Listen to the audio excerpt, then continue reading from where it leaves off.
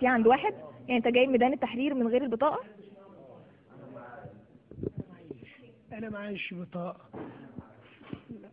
اهدت عليا دي انا هفضل اتكلم في السنين، مش ساعه ولا ربع ولا، بس اهدى عشان انا في انا عايزه اعرف انت هنا ليه. بقالي اسبوعين. انا عايزه اعرف انت هنا ليه. انا اقول لك انا في ميدان التحرير وعلى اللي حصل وعلى اللي عمل، بس اهدى بس. لا انا مش عايزاك تقولي على ميدان التحرير، انا عايزه اعرف انت هنا ليه.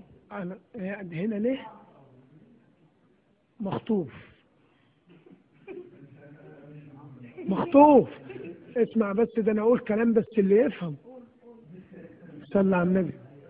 البتاعه دي هاتك سنه كده. الاول احب اصبع على الجزيره واقول كل سنه احنا هنهزر ولا ايه؟ هنهزر؟ ماشي.